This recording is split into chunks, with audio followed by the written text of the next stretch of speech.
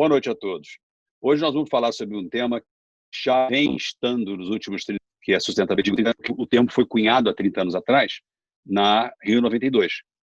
E vem evoluindo com muita rapidez, não tanto quanto nós esperávamos, mas muito bem.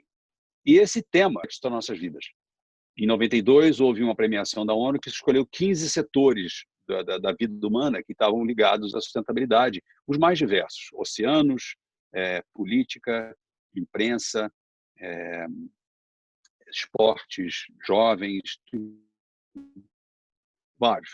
Parecido, já era um prenúncio das SDGs. E isso foi muito interessante, porque ele nomeou pessoas diferentes e premiou pessoas diferentes como referências nesse momento.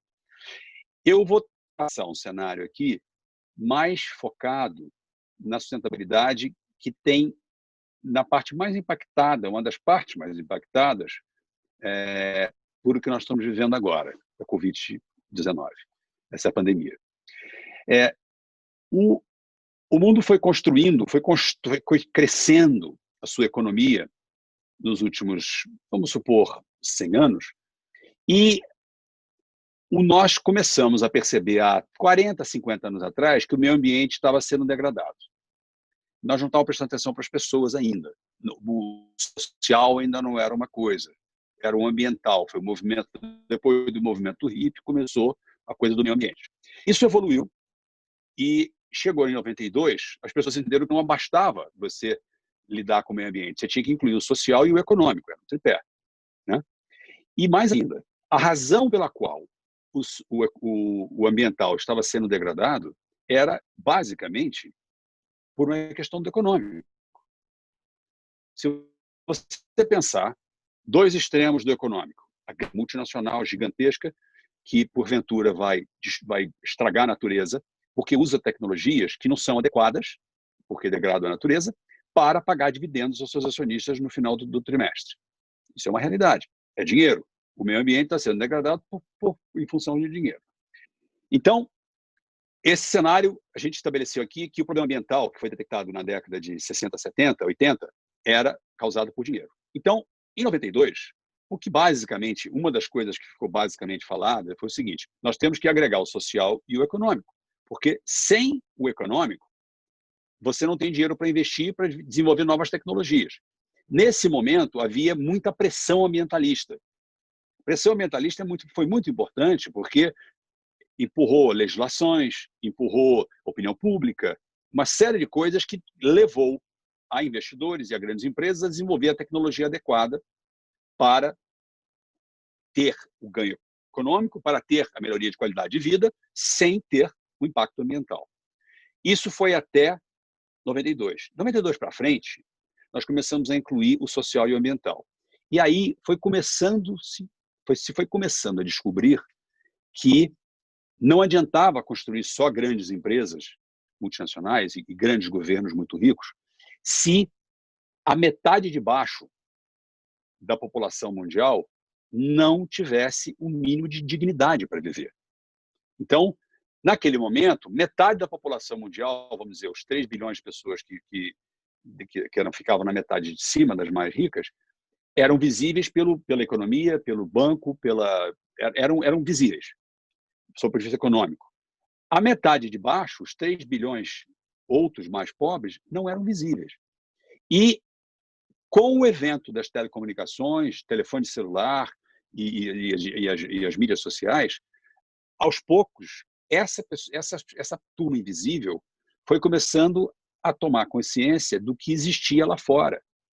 As pessoas mais pobres, menos conectadas, começaram a se inteirar do que existia lá fora. A televisão foi o grande impulsor disso, porque levou as imagens de como outras pessoas no mundo viviam, o tipo de qualidade de vida que elas tinham. E isso foi começando a causar, em alguns pontos do mundo, convulsões sociais, problemas graves, guerras e terrorismo. Terrorismo é oriundo disso. Tudo bem, você tem um elemento religioso envolvido no terrorismo, mas é basicamente por ressentimento. Então, esse elemento começou a ser tratado como fundamental e importante.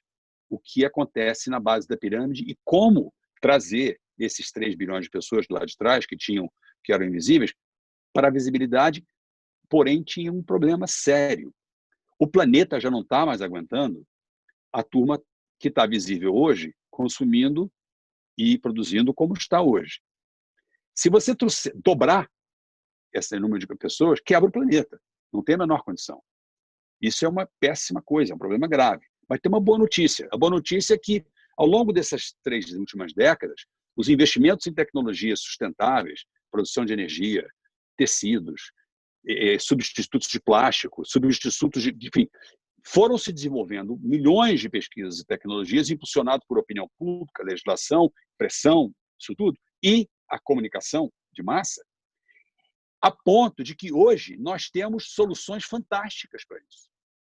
Então, hoje nós poderíamos, eventualmente, trazer essa metade que hoje vive fora do nosso modelo de dignidade humana para um modelo de dignidade. Tudo bem, eles não vão ter, cada um deles, um avião a jato, como a maioria de nós não tem, mas eles vão ter uma vida digna e de uma maneira não degradante ao meio ambiente, mas, acima de tudo, de uma maneira economicamente razoável, que a economia do planeta e os novos modelos econômicos podem oferecer. E o que são esses novos modelos econômicos? São os novos conceitos de impact investing, blended finance e uma nova terminologia, um novo asset class que foi criado, que é já além do blended finance e do impacto, que é o capital de hiperimpacto. Muito bem. Um exemplo disso foi criado, começou a ser criado há 16 anos atrás e foi consolidado e iniciado a sua implementação da fase beta experimental há 5 anos atrás. É um joint venture entre uma agência de desenvolvimento pequena, privada, e uma agência de desenvolvimento pública grande, o IFC. O IFC é o braço privado do Banco Mundial. A metodologia da ProNatura International, que é essa agência de desenvolvimento menor, foi selecionada pelo IFC entre 3.600 outras e adotada a partir de um exercício que o IFC fez na Amazônia, muito interessante, com 200 instituições, chegaram a uns guidelines e aí detectaram que essa metodologia era adequada para implementar esses guidelines. E começou-se a ser implantado. Essa metodologia, o que ela basicamente faz, ela tem que escolher um nicho para começar a solucionar, a dar exemplos e modelos de como trazer essa turma que fica fora do radar da economia e um nível abaixo de dignidade e qualidade de vida para cima. Ela, então, escolheu trabalhar com grandes investimentos de infraestrutura. Esses mesmos que degradavam o meio ambiente, ou ainda degradam de certa forma, mas muito mais no passado, já melhorou muito. Então, ela entra numa região onde vai se implantar uma grande operação de mineração, uma ferrovia, um porto, uma hidrelétrica, e usa a musculatura financeira desse investimento, que são múltiplos bilhões de dólares normalmente, para alavancar um modelo de economia saudável, inclusivo, não impactante no clima, possivelmente tenha até impacto positivo no clima, e que seja financeiramente viável, que você não precisa ficar alimentando com doações ou com caridade o resto da vida, uma coisa que tem a vida econômica própria. Então, esse negócio é chamado de plataforma de valor compartilhado. É uma tecnologia nova, é uma coisa que ainda não é pública, está sendo lançada agora, uma das primeiras vezes que eu falo em público aqui, e nesse evento. E isso é um joint venture entre o IFC e o ProNatura Internacional, e está sendo implantado em 4 países do mundo: Peru, Brasil, Moçambique e agora, mais recentemente, em solo americano. Por quê? Nós estamos testando todas as culturas, níveis de preparo da comunidade e velocidade para provar que em diferentes estágios é possível fazer isso. Agora, qual é a base da viabilidade desse tipo de atividade? Trazer essa metade que está fora da visibilidade econômica do mundo para cima de maneira digna e sustentável. Você tem as novas moedas, você tem as engenharias financeiras muito sofisticadas, que foram, uma parte delas suportada por blockchain, que é uma tecnologia que veio com a internet, foi evoluída e vai evoluir muito agora para frente. Você tem esse tipo de comunicação. Comunicação, hoje o mundo inteiro está trancado em casa e nós estamos fazendo uma conferência. Isso é também um dos fatores mais importantes de aceleração e de viabilidade de oferecer a dignidade de vida para essa turma que hoje não tem. Então, esse é um dos exemplos, e como o painel é um painel, o nosso painel é um painel farto e rico de gente que conhece muito sobre diferentes elementos desse tema de sustentabilidade, eu queria pedir agora para o nosso painel colocar suas posições, suas ideias e seus pensamentos. Não necessariamente precisa seguir a linha do que eu fiz, porque essa é a minha especialidade, é o que eu sei fazer, mas dentro da sua especialidade, bem corroborar com esse raciocínio e entender como diferentes ângulos da vida humana, da nossa sociedade, podem e devem cada vez mais melhorar a nossa qualidade de vida e a sustentabilidade do planeta. Porque me disse um dos maiores cientistas do mundo, há quase 30 anos atrás. Nós estávamos discutindo como o ser humano estava destruindo o planeta Terra. Sir Ian Prance, o diretor do Kew Gardens, o maior botânico do mundo, considerado. Ele disse, ele estava quietinho na discussão. Eu perguntei para ele por que o senhor está quieto. Ele falou, não, porque eu não compartilho com a premissa. Eu não estou de acordo. Qual premissa o senhor não compartilha? Que o homem está destruindo o planeta. O homem não está destruindo o planeta nenhum. Destruindo.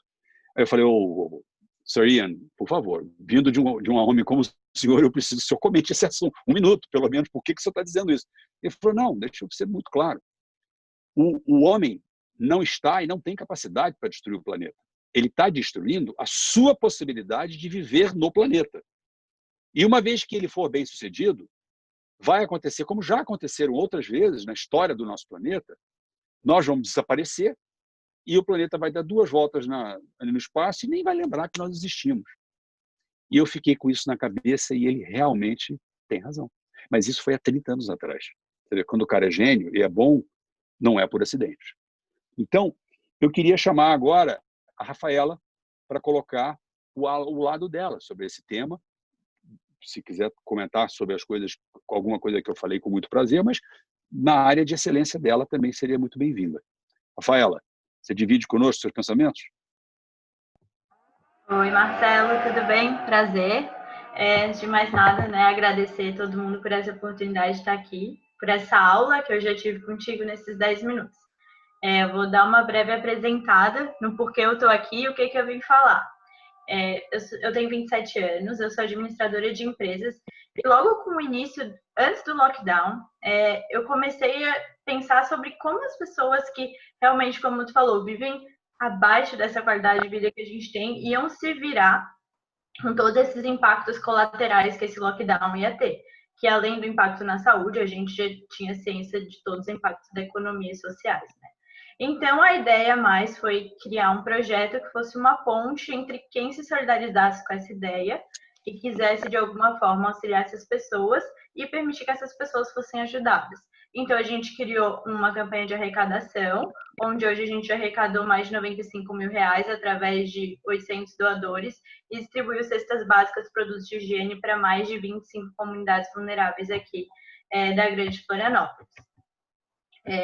Como tu estava muito falando, o Brasil, o mundo, por via de regra, é um lugar muito desigual, mas essa realidade que o lockdown nos trouxe estampou, desvelou algo que já estava estampado há muito tempo na nossa cara, mas a gente às vezes tratava como normal, blazer, não diz respeito a mim, não sei o quê. E não, a gente foi realmente convidado, eu senti assim, né, um convite a acessar a minha humanidade e abraçar de frente e fazer o que estava ao meu alcance para tentar incluir todo mundo nessa e realmente jogar uma corda e falar, a gente está juntos.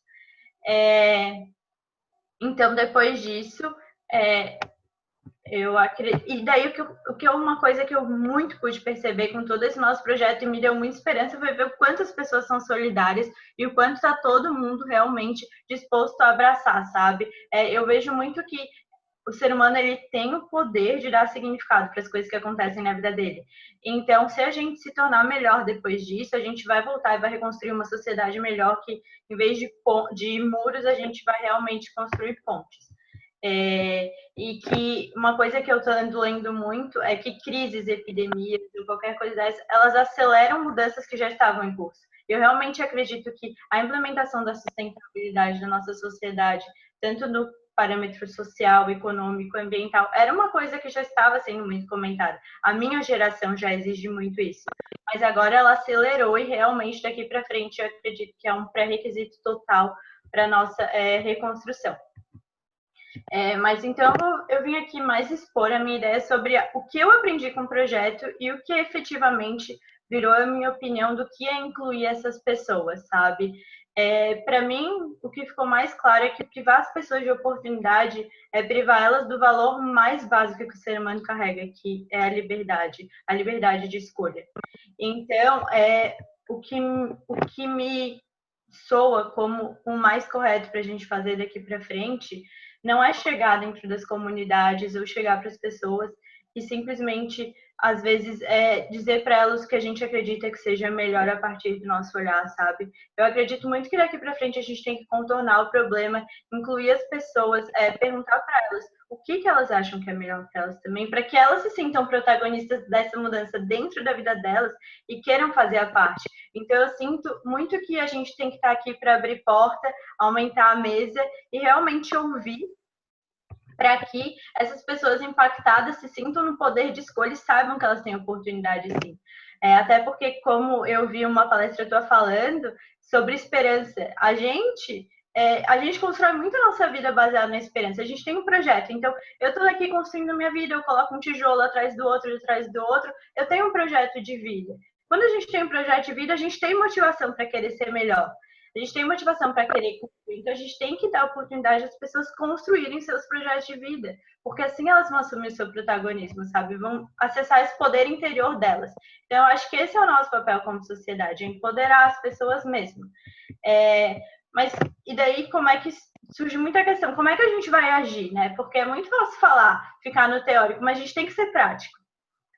Eu separei 2 projetos que eu considero maravilhosos que acontecem hoje dentro do Brasil, que são de muito empoderamento, muita verdade, são muito fortes. As grandes empresas, ou os novos líderes dessas grandes empresas, que eu também considero uma coisa muito incrível, que as novas lideranças dessas grandes empresas já têm esse olhar, né, mais forte, já faz parte do DNA. A sustentabilidade, a inclusão não é mais algo periférico que, quando é colocado em xeque, é deixada de lado. Não, ela já se tornou um valor.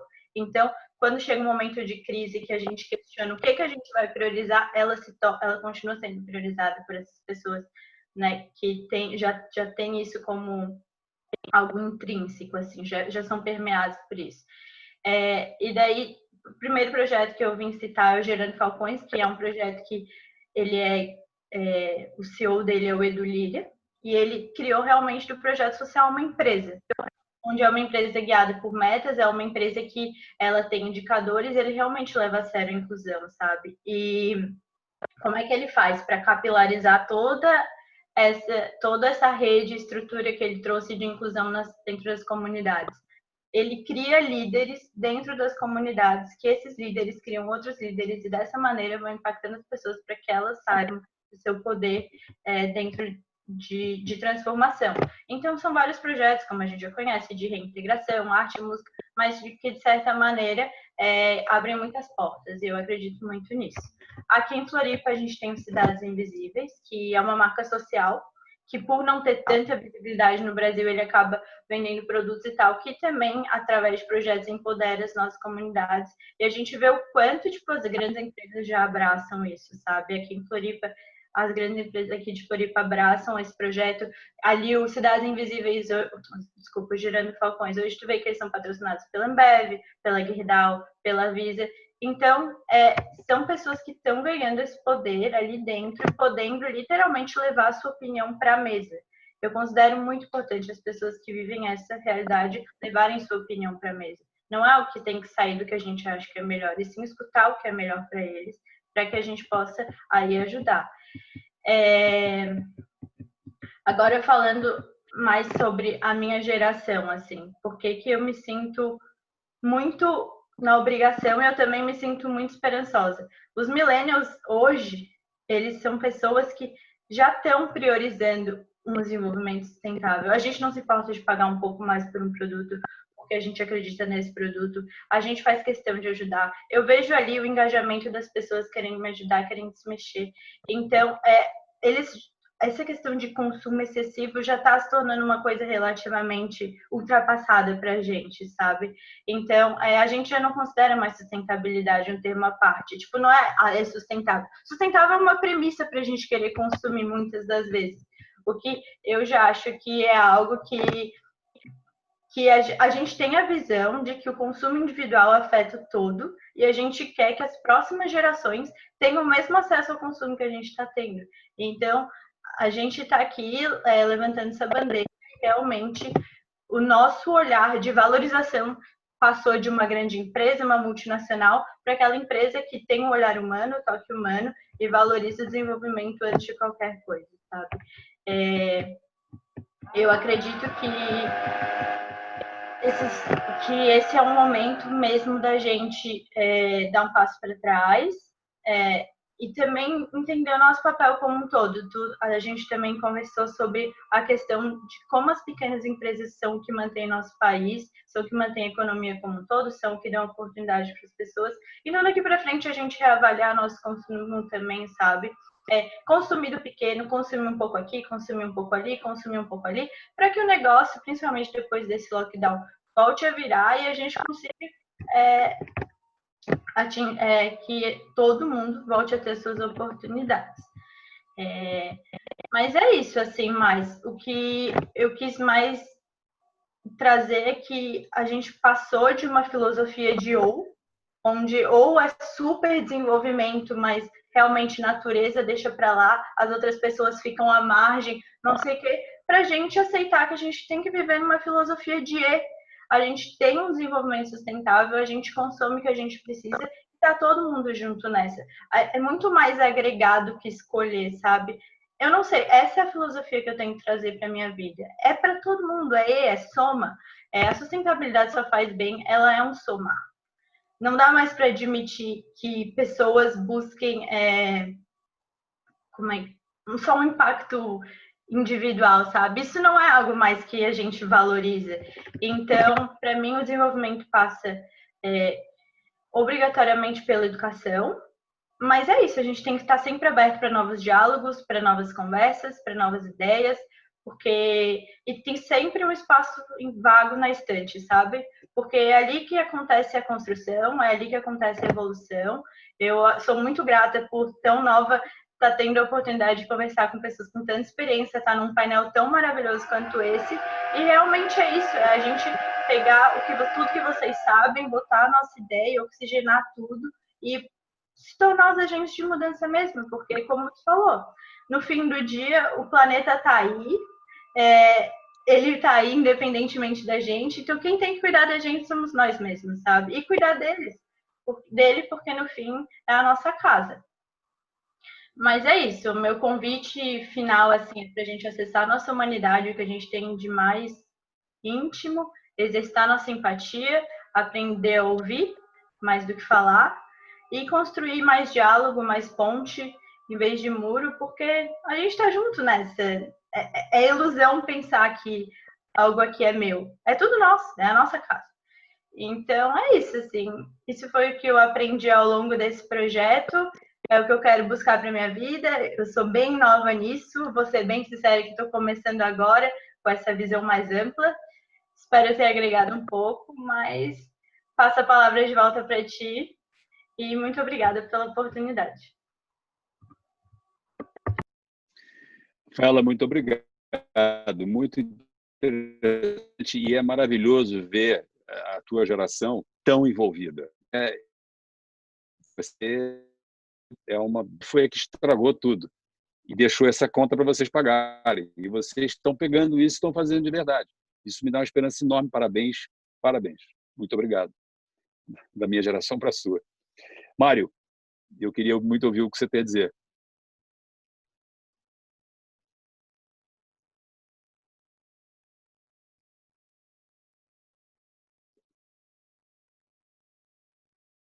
O Mário está no mudo. Isso. Mário? Agora eu tô. Boa noite a todos. Estava no mudo isso. Desculpas, tinha. Pronto.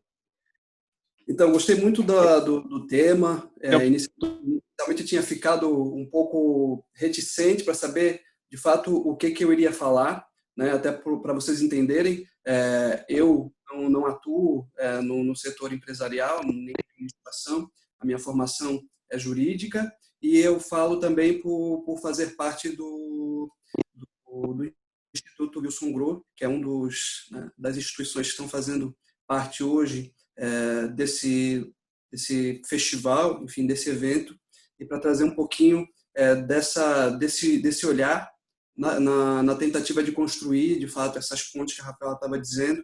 E fiquei muito feliz com a fala dela, me senti representado e também instigado com os pontos levantados pelo nosso curador, Marcelo, sobre os caminhos que a gente precisa traçar daqui para frente para pensar em sustentabilidade. Isso porque, enfim, vocês que bem trabalham com essa área de empresa e estão mais vinculados com o mercado, às vezes a sustentabilidade fica mais lá na apresentação da empresa do que, de fato, na prática, como a própria Rafaela estava dizendo ali, né? Fica mais naquela exposição inicial dos objetivos da empresa e, de fato, não há um engajamento verdadeiro de empresários, empreendedores, no que significa a prática da sustentabilidade e, de fato, o que significa essa sustentabilidade dentro do contexto da sociedade que a gente está colocado. E aí, lembrando, né, na pandemia atual que a gente está vivendo, isso ganha um significado ainda maior.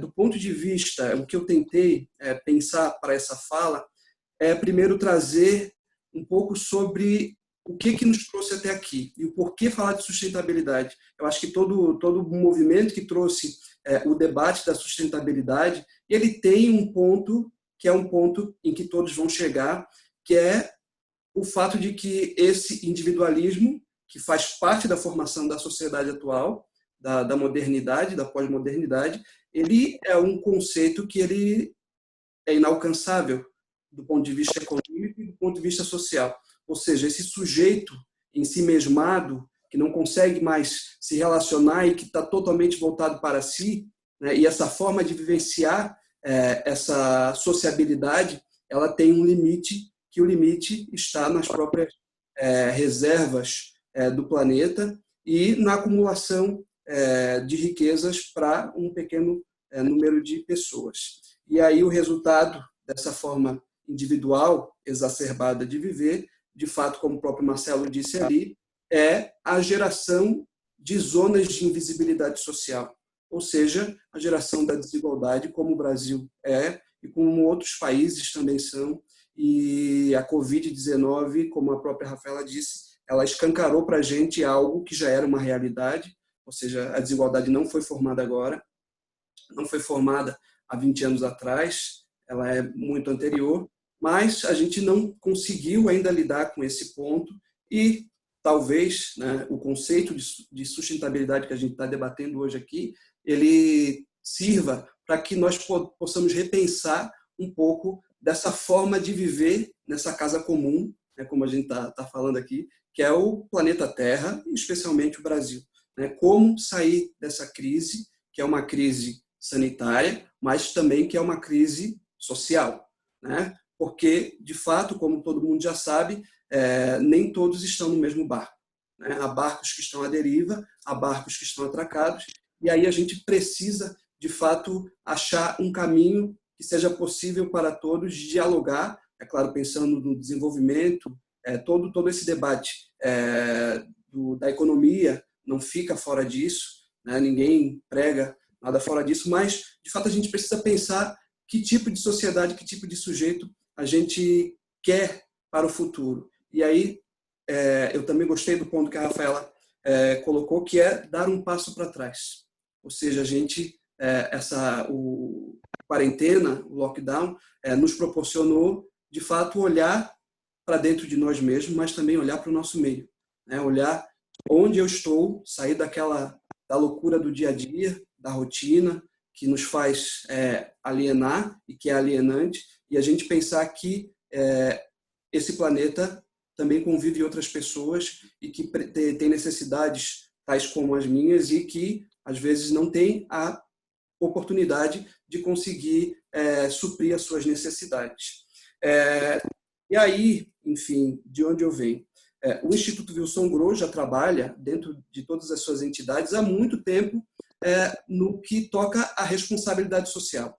E vem travando debates, seja no ponto de vista do Estado, né, porque a gente está falando também de uma demanda de direitos, que ela é resultado também de lutas de movimentos sociais, que tem o resultado, né, do plano jurídico na Constituição de 88 e que traz uma demanda enorme de direitos que o Estado precisa oferecer, né? Direito à saúde, direito à educação, dentre outros direitos. E que hoje a gente vê que essa demanda ela tem uma limitação material, uma limitação do ponto de vista da saúde, ou seja, não vai ser possível atender todo mundo, e uma limitação do ponto de vista também do desenvolvimento das pessoas, ou seja, a educação, o sucesso, as possibilidades de mobilidade social não serão para todos. Como é que a gente vai sair disso? E aí é preciso também a gente pensar como a gente vai discutir a sustentabilidade. Ou seja, não é só uma responsabilidade do Estado enquanto um ente, ela é uma responsabilidade da sociedade e das sociedades, especialmente da sociedade brasileira, de como que a gente vai resolver e encarar esse problema e dar as respostas. Fiquei muito feliz com o debate que está colocado, principalmente porque coloca a solução também na nossa frente. Ou seja, vão ser as empresas que vão ter que resolver isso também, a partir de um engajamento maior e de entender que elas não estão sozinhas no meio ambiente, na sociedade que elas estão, que elas precisam dar uma resposta para aqueles que não conseguem alcançar também os níveis de desenvolvimento às quais elas almejam, e as próprias pessoas precisam também pensar nos meios que elas precisam ter e construir para que essa saída seja conjunta, ou seja, que essa solução ela não seja uma solução que venha das empresas para as pessoas, mas que ela seja uma construção pensada entre as empresas, as pessoas e todas as instituições que estão colocadas ali, né? Institutos, ONGs, enfim, todo esse conjunto e as próprias pessoas que vão ser atingidas com esses trabalhos. E aí a gente pensar no protagonismo também. E eu falo disso principalmente porque atualmente eu estou trabalhando falando um pouco dos projetos, com um grupo de bolsistas que é financiado pelo Instituto Wilson Grow, de diversas áreas. São cerca de 55 estudantes que têm, na sua trajetória, sendo a primeira pessoa da sua família a fazer uma graduação e podendo estar discutindo temas, por exemplo, como esse, que é a sustentabilidade, no plano da economia, no plano jurídico e no plano da educação, mas também podendo mudar um pouco da trajetória das suas vidas. E são pessoas que têm capacidades imensas, como todas as pessoas têm, né? A gente pensar um indivíduo, a pessoa humana, todas têm capacidade. Entretanto, as oportunidades elas são desiguais. E esse grupo que está se formando e que o IVG ele trouxe essa pauta como uma necessidade de discutir isso dentro das comunidades, ele traz um gás para a instituição, não só para a instituição, o impacto disso vai poder ser visto daqui a alguns anos, que é a real possibilidade de mudança das trajetórias de vida de famílias, ou seja, de famílias que até então não existia formação universitária, que hoje vão ter possibilidades de estar discutindo depois, pensando na formação de lideranças, que a Rafaela estava falando, que é uma demanda que existe, que são pessoas que vão começar a pensar a sua realidade de forma diferente e poder também transformar a sua realidade, seja diretamente com a sua própria ação, ou seja, indiretamente mostrando para outros que elas também têm condições de fazer isso e trazendo esses assuntos também para a pauta de discussão, né? Do ponto de vista da política, ou seja, como é que a gente vai também expandir essas oportunidades que precisam também ser compartilhadas com empresas, sociedades e também com o próprio Estado. De fato, esse era o ponto que eu queria ter mais colocado. A importância do diálogo das empresas com as organizações da sociedade civil é um ponto bem importante, e das empresas entender que essas organizações, aonde que elas estão colocadas, quem elas atendem, e também que as empresas tenham a confiança em depositar o seu projeto, o aporte financeiro nessas entidades, para que os resultados também eles possam vir, né? Então, Um outro ponto que eu queria colocar é a necessidade, de fato, da gente dar um passo para trás e a gente pensar em saídas que não são tão mirabolantes assim. Ou seja, que a gente pode pensar com as experiências passadas, ou seja, não precisa, às vezes, de tanta tecnologia, né? E eu lembrava, por exemplo, no âmbito da alimentação saudável, que é uma pauta hoje da responsabilidade social, e que os consumidores sempre batem nisso, há uma experiência, por exemplo, muito antiga de comunidades que faziam hortas comunitárias. E hoje é uma realidade aqui no município de Florianópolis bem grande, em que há, inclusive, a participação do município e dos próprios líderes comunitários que constroem as suas hortas comunitárias num plano local e que podem ali vivenciar situações de troca que são imprescindíveis para a discussão, né, do seu lugar na sociedade, das formas de sociabilidade e, principalmente, da discussão da própria alimentação e das formas de consumo. Né? Como é que a gente vai consumir mais sustentável? Será que é possível produzir tanto alimento e tanto desperdício? Será que a gente não consegue, também, no plano local, discutir um pouco dos limites, por exemplo, do consumo? Então, era isso que eu queria colocar, falando da necessidade, de fato, da gente dar esse passo para trás e de pontuar, como o próprio Marcelo e a Rafaela falaram, que há uma necessidade de construção de diálogo. Né? A gente vive um momento no nosso país, essa crise não é uma crise que ela é de agora, e todo mundo sabe, a gente já vem passando por uma crise financeira já de alguns anos para trás e que não conseguimos superar, e a gente precisa, mais do que nunca, formar diálogos. Não é mais possível o Brasil viver dentro da forma como a gente está vivendo, com polaridades, enfim, e o que é preciso ser discutido, a gente não discute, que é o bem-estar, que é a dignidade, que é a forma que as pessoas precisam para viver e não só sobreviver. Então, era isso que eu queria colocar inicialmente. Muito obrigado, Mário. Muito interessante. Depois comentamos sobre esse elemento das individualidades e do protagonismo das empresas. Muito interessante os teus pontos. Muito legal. Bom, falta o Vitor agora, ele colocar as ideias dele, e nós aí partirmos para um debate entre nós. Perfeito, Marcelo, obrigado. Queria agradecer muito ao Mário, à Rafaela também pelas colocações, ao evento pelo convite. Vou acabar pegando aqui um pouquinho do que vocês colocaram para compor a minha fala. Acho que na própria fala do Mário agora, ele trouxe muito essa questão das empresas, né, do papel do setor privado. De fato, é a grande experiência que eu posso trazer para vocês, né? Eu sou sócio da Mandala, uma consultoria em inovação consciente que já tem 14 anos de mercado, nasceu no Brasil, se globalizou. Somos uma empresa B e nós nascemos como uma consultoria orientada a propósito. Então, em 2006, quando nós nascemos, esse era um tema muito incipiente ainda. Inclusive, naquela época, o termo sustentabilidade estava no auge, né? Se falava muito disso, numa perspectiva muito ambiental, mas a questão do propósito ainda engatinhava. A gente vem ainda antes de movimentos como o próprio Sistema B, como o capitalismo consciente ganharem tônus. Então, a gente pegou essa batalha desde o início e, inclusive, a gente sempre entendeu que o trabalho de pensar propósito era uma base fundamental da própria discussão sobre sustentabilidade, no sentido de que sustentar é sustentar alguma coisa, né? E infelizmente, o que nós temos hoje, algumas vezes, são empresas sustentando modelos fracassados, sustentando modelos que não vão realmente garantir o futuro que a gente precisa, e o propósito ele como esse grande qualificador do papel, da verdadeira razão social de um negócio. E o que sempre provocou muito o nosso trabalho na Mandala foi ajudar as organizações a acessarem esse lugar. Não à toa chamamos Mandala, nós acreditamos que empresas guardam verdades interiores em suas mandalas, assim como nós, seres humanos, e o que a gente precisa é reaproximar mais mercado e pessoas.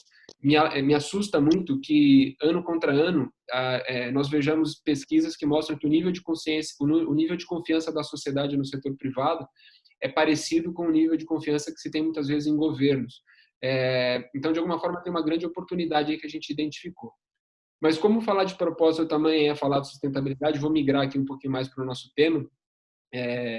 Tenho pensado muito sobre isso ultimamente, por essa questão da pandemia, agravando todas as pautas.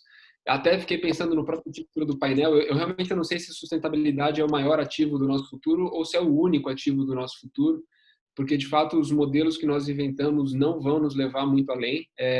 Eu gosto muito até de falar de uma coisa que eu chamo de cronologia da humildade, que é uma coisa que eu absorvi de um parceiro, de um amigo nosso, que é o Fred Gelli, designer, fundador da Tátil.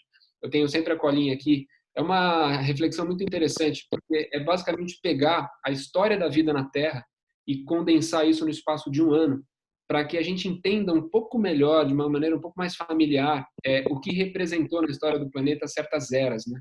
Então, se a gente faz esse exercício e pensa nesse ano, de janeiro até setembro, basicamente só temos vida unicelular, bactérias. Em setembro, nós temos o advento da reprodução. Em novembro, surgem os fungos, os peixes, as plantas terrestres, os insetos. Em dezembro, vêm os mamíferos, os répteis, os anfíbios, os pássaros, as flores. E aí a coisa vai ficando mais complexa, porque os dinossauros são extintos no dia 25 de dezembro desse ano. No dia 31 de dezembro, às 11 da manhã, surgem os hominídeos, os homo sapiens, que ainda não são o homem como nós conhecemos. Nós, como homens, surgimos às 23h36 da noite.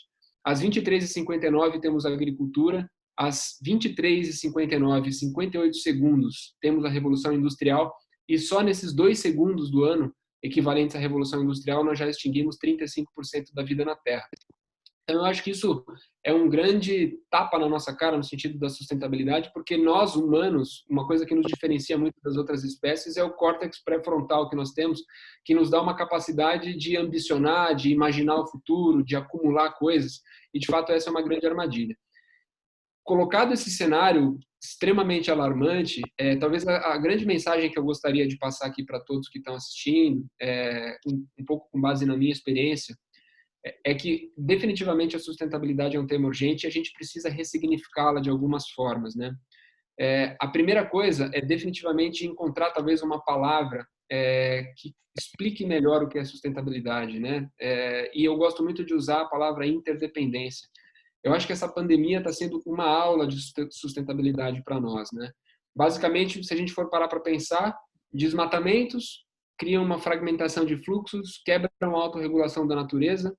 Cidadãos marginalizados pelo capitalismo eventualmente precisam buscar carne do mato, como diz o Capra num artigo recente dele, e aí começam a consumir morcegos, começam a consumir pangolins, começam a consumir roedores, e aí surge uma mutação de um vírus que vai para o ser humano.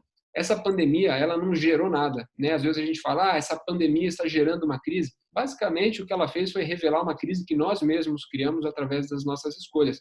Talvez as pessoas não lembrem ou não saibam, mas o vírus HIV, por exemplo, tão difundido, tão conhecido mundialmente, surge na década de 60 da mesma forma. Assim, as teorias mais fundamentadas dizem que surge do consumo de carne de macaco na África na década de 60. Então, a forma como nós nos relacionamos com a natureza, a forma como nós construímos um tecido mais ou menos igualitário socialmente, determina uma crise como essa. E, apesar das dolorosas e milhares de milhões de mortes no mundo afora, a gente tem que ter um pouco de dose de realidade também, de entender que essa crise ela é um empurrão. Desafios muito maiores nos esperam pela frente a partir do que a gente vem construindo. Desafios sociais, desafios sanitários, desafios ambientais. Então, acho que a gente precisa aprender realmente mais a colaborar do que competir. E, por último, talvez algumas outras mensagens. Percebo muito por experiência também um discurso ligado à sustentabilidade muito preso no futuro e pouco consciente do presente, né? Uma lógica de jogar tudo para amanhã. Uma coisa que altas lideranças corporativas adoram são benchmarks, né? Empresas que são mais sustentáveis, que fizeram tal e tal modificação, mudaram suas políticas, mudaram seus modelos de negócio, criaram um produto assim ou assado. Benchmarking funciona muito bem, mas e na prática? Muitas vezes eu que sou consultor tenho me acostumado a ver empresas que parecem que querem se auto-sabotar, que não querem enfrentar certos tabus, que não querem discutir o tema da sustentabilidade na carne, de fato, com os problemas reais que ele traz. Tem uma lógica de passar o pano muito grande, e essa é uma preocupação que eu tenho. Os dados são alarmantes, até 2050, se a gente continuar nesse modelo de produção e de consumo, o oceano vai ter mais plástico do que peixe. A gente está falando de um crescimento exponencial da população, que vai gerar mais gente consumindo, a população vai envelhecer, e de onde a gente vai tirar recurso para uma população que ainda vai aumentar? Desmatamento crescente, né? Desmatador não faz home office. Nesse momento a gente tem um pico de desmatamento no Brasil em plena pandemia, populações originais em risco e uma série de questões. Acho definitivamente que já passou da hora. Eu percebo um avanço nesse sentido, mas já passou da hora da gente falar de sustentabilidade não como algo meramente ambiental, mas como algo sistêmico, social. Nós dependemos de sistemas naturais para sobreviver, mas nós dependemos de uma sociedade sadia para sobreviver também. Eu acho que essa pandemia tem revelado questões que envolvem saúde psicológica, desigualdade cada vez mais deflagrada, a cultura do Brasil e mundo afora, por conta do lockdown, extremamente machucada, fechada, o que implica aumento de intolerância, o que coloca em risco a nossa capacidade empática, os patrimônios culturais que são tão importantes para a criação de uma sociedade realmente democrática e efetiva, fome, diversidade. Eu me coloco muito nesse lugar e até trouxe essa questão, né, para o pessoal do evento desde o início. É um prazer estar com a Rafaela aqui, porque às vezes vemos questões importantes de futuro sendo discutidas por homens brancos, e faço uma autocrítica, porque já estive muitas vezes em lugares assim, a Mandala já esteve participando de painéis assim. Então a gente precisa definitivamente dar voz para um futuro que seja coletivo, que seja representativo. Falar de sustentabilidade não como manutenção, mas como regeneração. Se a gente for olhar historicamente, a sustentabilidade começa lá atrás, com compensação de débitos, uma mentalidade de responsabilidade social e ambiental periférica. Depois a gente começa a pensar em equilibrar débitos e créditos, mas não dá mais tempo de demorar para definitivamente a gente simplesmente criar créditos. A gente precisa disso, não dá mais para a gente compensar nada, a gente precisa correr atrás do prejuízo. E por último, eu queria trazer a questão de mudar as métricas de sucesso, porque definitivamente não dá mais para a gente ter como grandes modelos de sucesso empresários e organizações que se tornam bilionárias. Agora, recentemente, tem uma notícia de que talvez o Jeff Bezos da Amazon se torne o primeiro trilionário do mundo. E é incrível como algumas pessoas olham isso como um modelo exemplar de um cidadão de sucesso. Eu, particularmente, questiono demais isso. Se um cidadão que fica trilionário num mundo extremamente desigual é um cidadão de sucesso, eu acho que a gente está lascado. Eu acho que a gente precisa pensar além de PIB, a gente precisa pensar além de crescimento econômico, a gente tem que ter a maturidade de enfrentar assuntos que falem de decrescimento. Até quando a gente vai pensar em crescimento que aumenta, aumenta, aumenta? O mundo não suporta isso. Então, para mim, é uma questão de amadurecimento, de começar no nível pessoal, fazendo micro, ter desapego, não se sentir ofendido por não conhecer tanto da vida.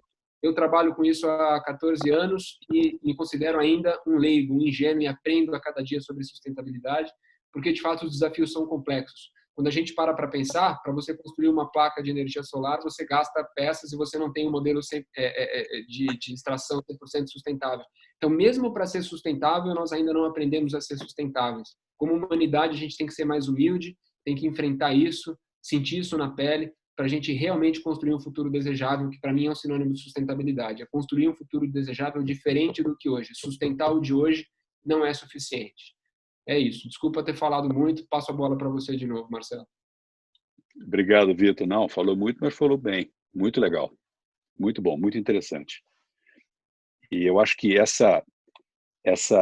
empresas, o modelo insustentável de grandes empresas, elas vão acabar, como os dinossauros, extintas. Elas deixaram de ter um papel ou uma presença ou uma preferência dos humanos, como os dinossauros, infelizmente, foram por outras razões, mas elas vão se extinguir.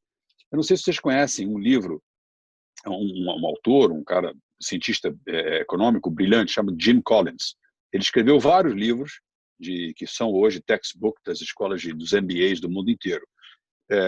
From Good to Great, Built to Last, vários livros grandes assim. Ele foi de Stanford, é um amigo pessoal muito antigo, muito querido, escalamos muita montanha juntas, e é um dos economistas mais brilhantes que eu já vi. Eu ouvi do Jorge Paulo Lemann dizer que esse era um dos caras que ele look up to. Então, isso já é uma bela referência.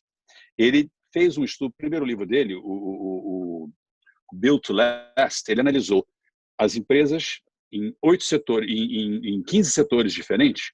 A primeira empresa desse setor e a segunda, não a última, mas a primeira e a segunda. E isso eu estou fazendo esse comentário, esse caso para comentar sobre essas empresas sustentáveis que você colocou e sobre um outro ponto que a Rafaela fez no começo, que foi a tirania do ou.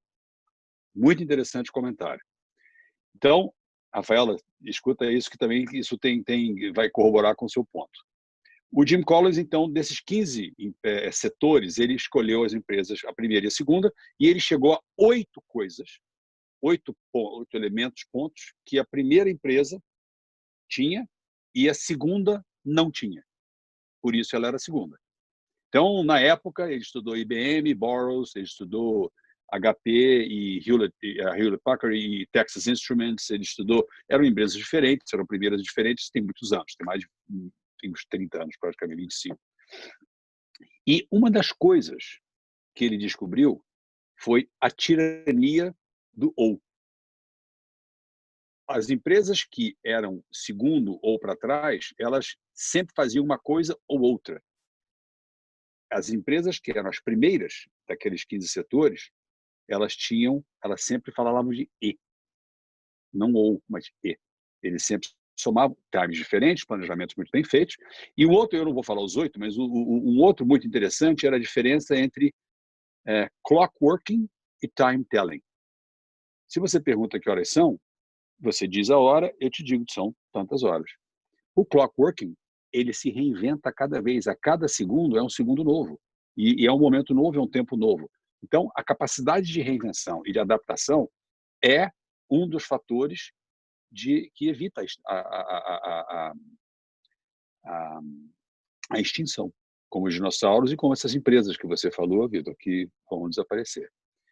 Então, eu acho que os pontos diferentes que foram levantados, eu achei muito interessantes.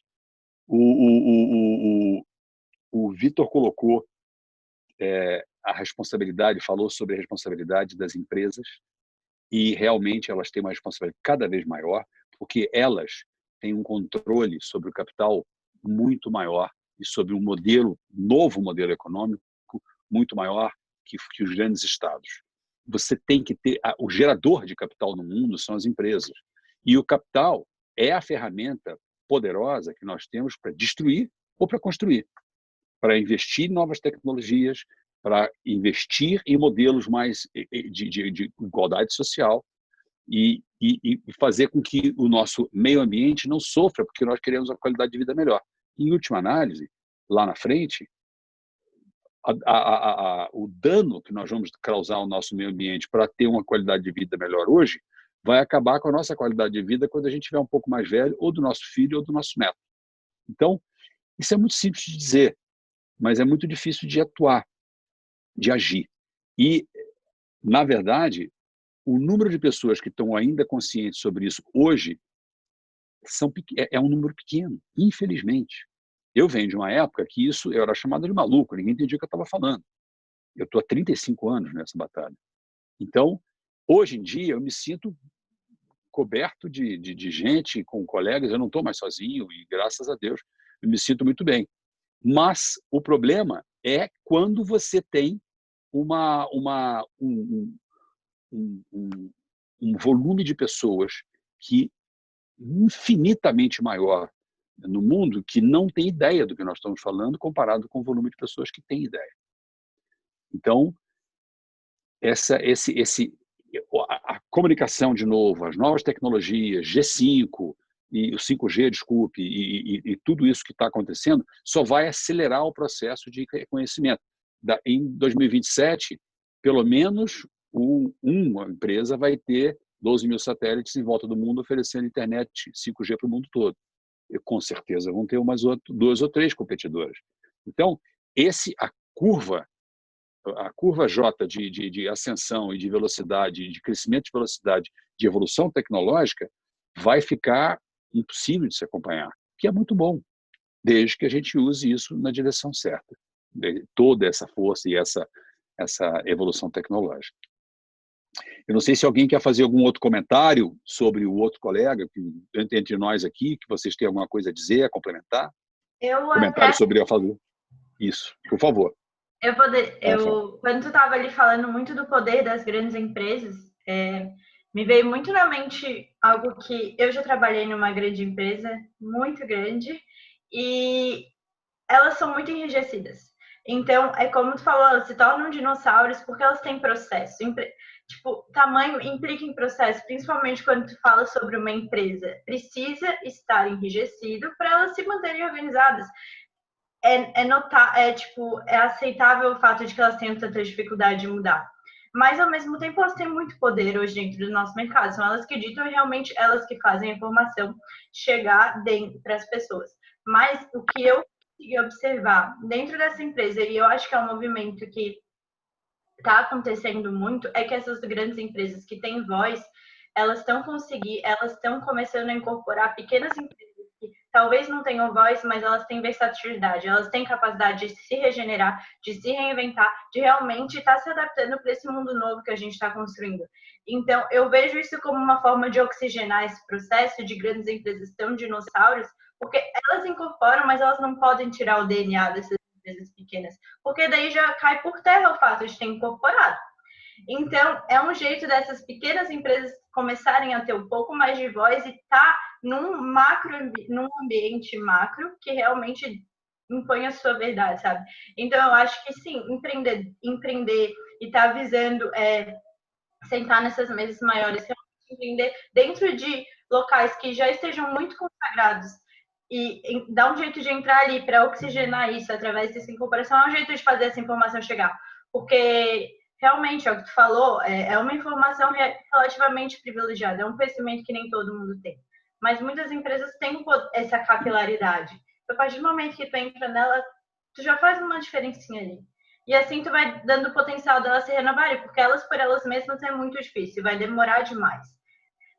Por ser grande, elas são naturalmente engessadas. Então, eu vejo toda essa questão de realmente da gente estar construindo pequenos, mas estar assumindo voz por estar se aliando às grandes, algo muito positivo e algo que eu observei muito dentro da empresa que eu trabalhei. Assim, é um jeito de elas conseguirem conversar a nova linguagem que a gente está impondo e que elas não conseguiriam de outras maneiras. Então, elas estão se reinventando, ou seja, realmente elas não querem virar dinossauros, mas para isso elas têm que ceder um pouco do poder delas para a gente falar. Então, eu acho que, não sei, é uma esperança que a gente tem de que a gente vai ter voz sim e estar ali dentro desses grandes modelos. Pessoal, preciso fazer uma intervenção. A gente já estourou o tempo, então vamos fazer. Eu gostaria de fazer um festival só com vocês, mas vou pedir então que faça 2 minutos para o Mário, 2 minutos para o Vitor e volta para o Marcelo para ele fechar. Pode ser assim? Já fiz a minha contribuição final, então. Tá bom. Ok, Marcelo. Então, só para fazer um fechamento e dizer da importância de a gente encarar a sustentabilidade e esse desafio de olhar para o planeta não como proprietários exclusivos e com todas as possibilidades de fazer o que a gente bem quer, mas de a gente entender que a gente está aqui convivendo, e aí o que o Vitor falou da interdependência, e que todos um depende do outro. E também colocar que a sustentabilidade ela não é uma agenda para o futuro. Se a gente for pensar que o tempo futuro ele é um tempo imaginário, que só o presente existe, então a gente precisa entender que ser sustentável é pensar hoje. As necessidades, e a Covid trouxe isso bem claro, elas são urgentes e são do agora. Quando a gente pensa que ser sustentável é pensar para o futuro, a gente joga para frente a responsabilidade e tanto empresas, quanto governos, quanto sociedade lavam as mãos e não fazem o que precisam fazer para, de fato, mudar e balançar as estruturas. E também, indo um pouquinho no que a Rafaela estava falando, da necessidade de trazer e investir nessa juventude, né? Não só a juventude no geral, mas a juventude das comunidades, que tem um olhar diferente, né? No Brasil, pensando num país continental que tem realidade diferente, tem vivência diferente e que tem olhares diferentes. E que esses olhares podem muito contribuir tanto para a resolução dos problemas empresariais, quanto para pensar numa sociedade melhor, né? Menos desigual e etc. E também pensar que ser sustentável também é a gente sempre pensar na dignidade e na valorização da vida humana. Então, é isso. Obrigado. Obrigado, Mário. Vitor? Bom, vamos lá, fazer um fechamento rápido aqui, já acabei falando bastante, mas eu queria só destacar esse ponto mesmo da oportunidade que a gente tem de não passar pano, da gente aproveitar essa pandemia para realmente mexer nas nossas estruturas. Eu falo muito disso de uma perspectiva de propósito, né? A Mandala foi criada em 2006, Logo em seguida, em 2008, nós tivemos aquela crise econômica bastante severa também, e foi curioso observar que a Mandala, inclusive, de alguma forma, cresceu naquele momento. Foi uma crise mais do que econômica, foi uma crise existencial. De fato, foi a primeira vez que organizações mundo afora, de forma mais sistemática, começaram a buscar ressignificar um pouco sua relação com a sociedade, entender o seu papel. A finitude ficou um pouco mais clara naquele momento. E 12 anos depois, essa é a primeira grande crise que a gente enfrenta. E eu tenho falado muito por aí, nós da Mandala temos falado muito por aí, que é uma hora da verdade, de fato. Toda essa tese de que empresas com propósito se tornam mais resilientes, mais ágeis, está sendo posta à prova agora. O que a gente tem visto são empresas que já vêm trilhando esse caminho, reagindo melhor a essa crise. É óbvio que isso não é uma regra. Muita empresa bacana, infelizmente, não vai aguentar uma crise dessa proporção, mas eu acho que a gente tem que estar firme na certeza de que falar de propósito, falar de sustentabilidade não é uma questão simplesmente de coração intencional, é uma questão prática, econômica também. Empresas com propósito e que fazem o bem vão se dar bem lá na frente. E está agarrado a essa confiança e não passar pano mesmo. Eu acho que enfrentar o que tem que ser enfrentado, enfrentar os paradoxos desse momento. De um lado, a consciência de consumo vai aumentar? Vai, mas numa camada da população. De outro lado, a gente vai ter milhares, milhões de pessoas com menos renda que vão ter preço como principal atributo de escolha de um produto. Então, a gente começa a entender a inter-relação entre certos fenômenos que exigem que a gente seja muito maduro no que a gente vai fazer daqui para frente. Então, é isso que eu peço, serenidade para todos nós, que a gente realmente aproveite esse momento para cumprir, talvez, a previsão do Fritjof Capra. Ele diz que em 2050 nós vamos nos lembrar de 2020 como o ano que salvou a humanidade da extinção. Eu espero que ele esteja certo. Eu não sou tão otimista assim, mas vamos lá, vamos fazer acontecer. Muito obrigado, Vitor. Olha, eu fui acusado várias vezes de ser um otimista, enfim, incurável. Então, eu sou do lado do otimismo. Eu acho que nós vamos usar, e está tendo um impacto muito grande, nós vamos ter uma resposta muito grande das pessoas mais esclarecidas. E eu espero que nós sejamos numerosos o bastante, impactantes o bastante, para darmos força à geração de vocês, dos millennials, para a maioria das vozes que vocês estão tendo hoje, empurrando na direção diferente da direção que a minha geração empurrou. Então, parabéns para vocês, uma beleza, um prazer. Muito obrigado pelo convite para participar nesse evento.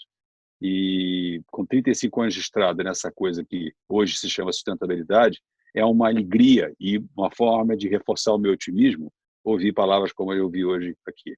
Muito obrigado.